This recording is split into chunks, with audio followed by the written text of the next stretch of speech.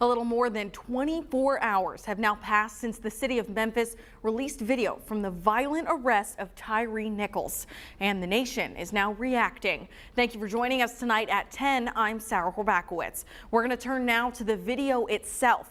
Some of the footage we're about to show you depicts 29-year-old Nichols being pulled out of a car during a violent police encounter where he was tased and beaten.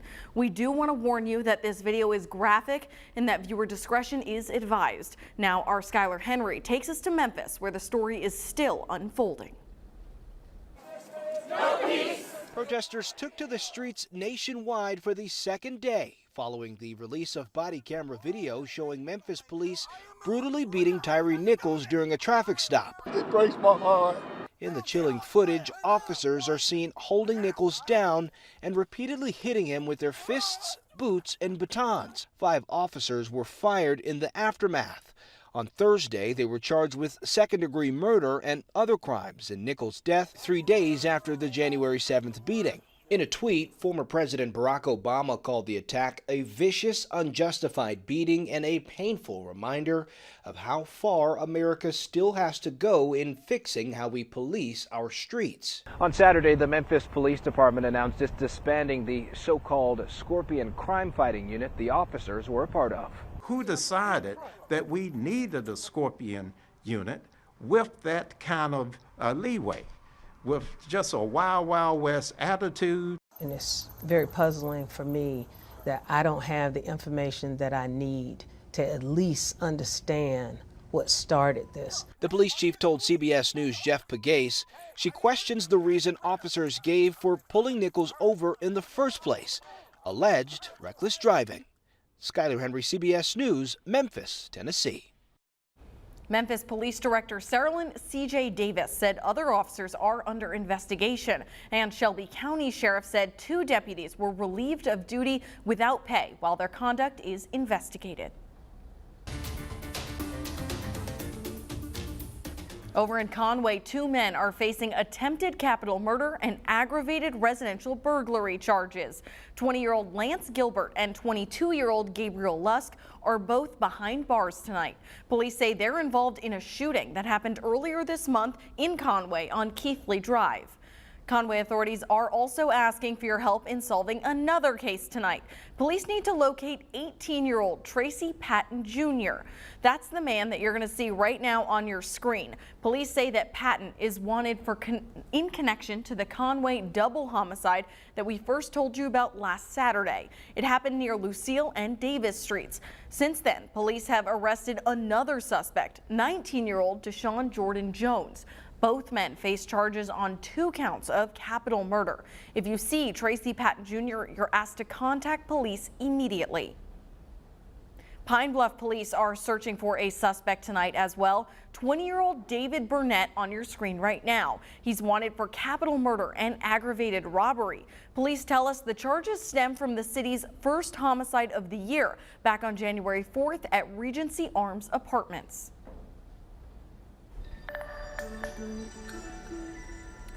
Well, we've had quite the soggy weekend, and as you probably noticed right now, as of this evening, it's pouring out there for a good portion of the area. We'll expect the arrival of a cold front as we go in through our Sunday. It's going to continue those chances for some showers for us, but here's the latest on the radar and satellite. We're seeing a steady stream of some rain moving across the region.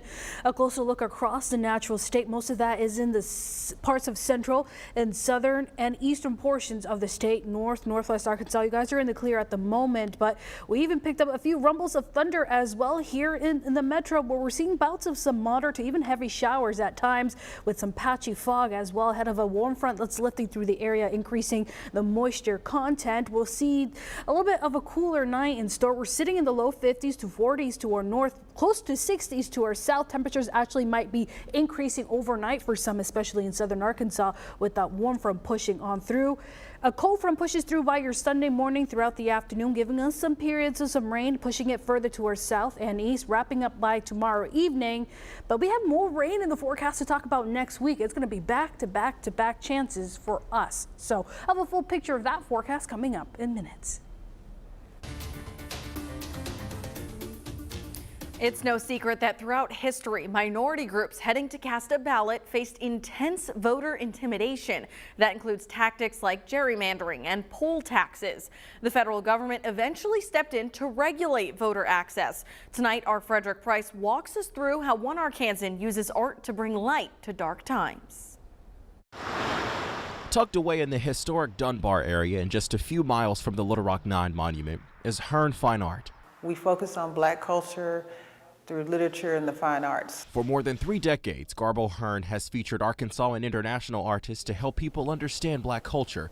On display now at her gallery, Where Do We Go From Here? And this exhibit talks about, it shares the history of the disenfranchisement of voters, Black voters particularly. The artist behind this, Kevin Cole, using pieces like these poll tax forms from 1893 and 1963 to support the challenges voters faced. Once you pay the poll tax, you may be asked some arbitrary questions like how many bubbles in a bar of soap, or how many marbles in a can. The other lesson this exhibit explores is gerrymandering, a tactic, she says, used to change a voting district to create results that helps one political party and hurts the other. Cole's work is designed to represent 7 southern states that participated in gerrymandering, using dirt from each state to show that. How can I show the process of mapping by using dirt in those areas where the Black votes are suppressed? Something he believes happens today. Just last year, a group of Black Arkansans filed a lawsuit alleging that new drawn congressional districts diluted the influence of Black voters. A panel of judges tossed out part of that suit in October. Cole also cites a law in Georgia that bans groups from giving food and water to voters waiting in line. Aside from that, Cole's designs include neckties, a piece, he adds, sometimes used to scare voters. My grandfather took me to a tree where African Americans were lynched by their neckties on their way to vote in Tyree, Arkansas. But Cole hopes his artwork sends a message that fear can't be a reason to not cast a ballot. They died so that we would have the right to vote and a right to make decisions about our lives and our families. In Little Rock, Frederick Price, THV 11 News. Cole's exhibit started in Georgia, where he got $50,000 to work on those pieces of art. His collection is on display until April 1st, and the gallery also helps people register to vote. Now today, former President Donald Trump returned to the campaign trail, looking at a 2024 bid for the White House. Trump spoke to crowds in New Hampshire and South Carolina, 2 key early voting states. The appearances mark his first campaign events since he launched his bid back in November. We are also getting a closer look at what happened when the husband of former House Speaker Nancy Pelosi defended himself against a violent home invader last year. Body camera footage, along with other evidence of the attack, has been released. Christian Benavides has more. Hi, how you doing? Chilling video of the October attack on Paul Pelosi shows the moment that the 42-year-old suspect, Drop the hammer. David DePape, begins to strike Mr. Pelosi with a hammer. Moments later, officers tackle the suspect while Pelosi, who is 82, lays on the ground unconscious and bleeding. The body camera footage, along with surveillance images from the home and a 911 call. There's a gentleman here just waiting for my wife to come back. All released on Friday by the San Francisco Superior Court after news agencies, including CBS News, argued it was public record. In his police interview, also released, DePape admitted to breaking into the home. How did you get in? Like, did you break it? It was not easy. That is like special. After the release of the videos, DePape made a bizarre phone call to a local San Francisco TV station and told them he should have been more prepared. Under police interrogation, he was asked about his motivation. He said he wanted to interrogate then House Speaker Nancy Pelosi. If she told the truth, I'd let her go scot-free. Right. If she lied, that was gonna break me down. Mrs. Pelosi told reporters she hasn't seen the released videos or heard the recordings. And I have absolutely no intention of seeing the deadly assault on my husband's life. DePape has pleaded not guilty, and his defense attorney said the release of this material could impact the suspect's ability to get a fair trial. Christian Benavides, CBS News. The suspect, David DePape, faces multiple federal and state charges, including attempted murder. Tonight, California authorities are investigating another mass shooting, this time in a Los Angeles neighborhood near Beverly Hills. At least 3 people were killed and 4 others were wounded early this morning. The shooting happened in front of a home that law enforcement believe was a multi-million-dollar short-term rental. Tonight, police are still searching for answers.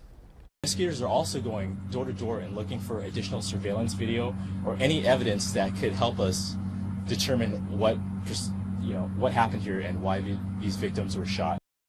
At last check, police have no information on the suspects.